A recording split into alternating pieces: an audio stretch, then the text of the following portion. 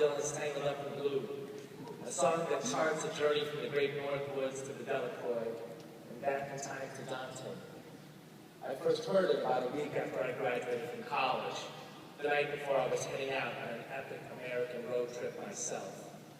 From Chicago out east to New York City, back west through Minnesota and the High Plains all the way to Seattle, down the Pacific Coast through Corvallis and Eugene to San Francisco, across to the canyonlands of Utah, up into the Rocky Mountains, back east through the Heartland, and home again. I had my parents beat up Oldsmobile, a $500 check from an award I won in college, a guide to free campgrounds, and my best friend for my final year in school in the passenger seat. Joni Mitchell's Blue was stuck in the CD player of the car. We must have listened to it 10,000 times. I am on a lonely road and I am traveling, looking for something. What can it be? I can't exactly pinpoint where I got the urge to go. Maybe it was from the summer after my junior year in high school, when I was coming back from an event in the city and saw all these crazy, colorful VWs lined up at the toll booth on I-88.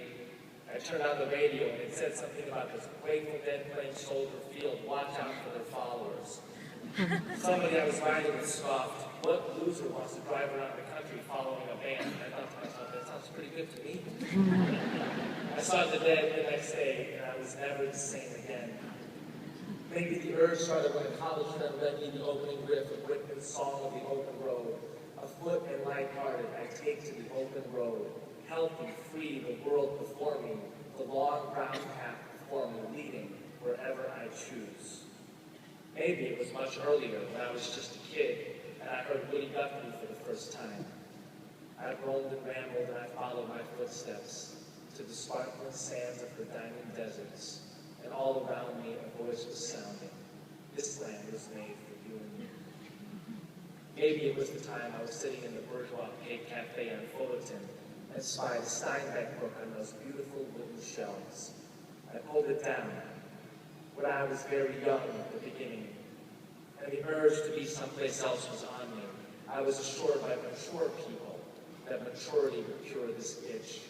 When years described me as mature, the remedy prescribed was middle age. In middle age, I was assured greater age would calm my fever, and now that I am 58, perhaps senility will do the job. Nothing has worked, and so Steinbeck heads out on his road trip with his dog Charlie, and I decided nothing was going to work for me either, and I'm not waiting until I'm 58. My advice to you, if somewhere you have felt the urge from a song or a poem or a postcard or a story, don't wait. Go. Journeys are at the center of just about every tradition we know. Siddhartha Gautama was a prince kept inside the comfortable confines of his father's palace. It is only after he journeys out himself and sees old age, sickness, and death that he begins to contemplate deeper meanings, contemplations that crystallize into the Four Noble Truths and the Eightfold Path, the heart of Buddhism. The Islamic calendar begins not in the year that the Prophet Muhammad, may the peace and blessings of God be upon him, received revelation, or in the year that he was born, but in the year 622, the year he became an immigrant and journeyed from Mecca to Medina. A journey is at the heart of the whole Abrahamic cycle. Genesis 12:1. The Lord said to Abraham, go. If you go, do not expect to come back the same. The road is a place rife with conversion experiences. Think on the story of Saul of Tarsus. As Whitman says, you road I enter upon and look around, I believe you are not home that is here. I believe much unseen is also here. As Jerry Garcia sings, Mama, Mama, many worlds I've come since I first left home. So let me be clear. I don't believe journeys are a break from your education. I believe journeys are a part of it. The liberal arts are about finding and making meaning, about listening to and participating in the great conversation, about sharpening and living by your wits, about making your mind an interesting place in which to spend the rest of your life, about deciding what is worth wanting and then going after it. Journeys shoot light and music into each of those dimensions. You think of all those who have gone before you on those roads and all who will go after.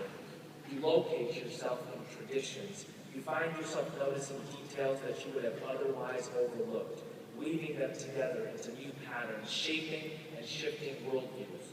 Journeys are both the test of an excellent education and the next stage of it. The richest learning experiences of my life were when I was on a college campus and when I was on the road. Perhaps today, some of you graduate into journeys. I imagine there are parents in the audience who are wondering, when is this guy going to tell my kid to get a job? This is sound advice. Let me repeat it. Get a job.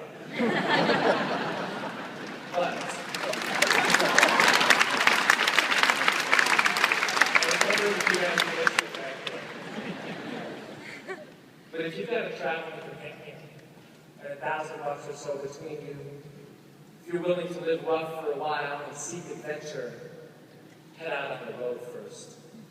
Travel is not a delaying of adulthood or an escape from reality. It is a deeper penetration into both. You thrive on the road by being a hustler, not of the snake oil salesman type, but of the reading a situation quickly and getting the most out of it variety. Listen, we live in a hustler's time.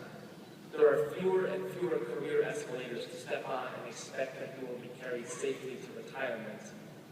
The road is where I first learned to hustle and flow. It's the best professional skill I ever acquired. Also, after posting a black bear out of my campsite in the Catskills, no job interview seemed daunting to me.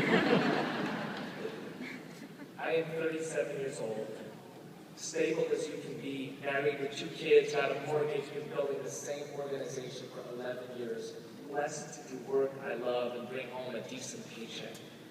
When I am now away on a work trip, I am on the Brown line home at 5:20 so I can eat dinner with my family and put my kids to bed. I have become my parents. Everybody should be so lucky. And now a few times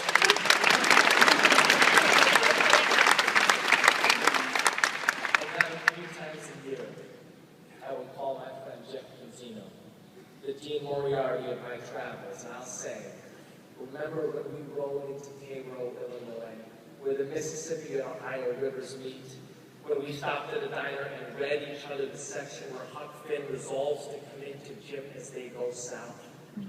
And Jeff, who is also gainfully employed, married with 2 kids, pays a mortgage and takes an early train home. Dean would tell me, should I pause for applause? He will take a deep breath on the other side of the line and he will say, yeah, I remember that. Listen, it is wonderful to be rooted in a stable life. It is a blessing to have known wings. I've had the chance to travel lots of beautiful places.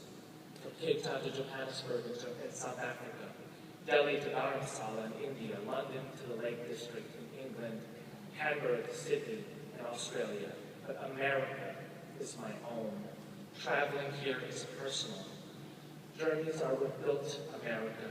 Immigrant journeys across oceans and borders, pioneer journeys west, migrations of African Americans from southern fields to northern cities. I have never loved America more than when I was on her highways. I have never felt closer to my countrymen of all varieties. I have met people whose ancestors landed on Plymouth Rock and whose forebears had Plymouth Rock land on them.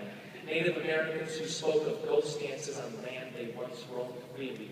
Bases who arrived in New York City the day before, smiling paupers and scowling millionaires, migrants risking all, carrying babies who would become dreamers, radical fairies and radical priests. I have loved them all. I have learned their names. I hear their voices in the American song. Listen to Bob Dylan. Go out in your country where the land meets the sun.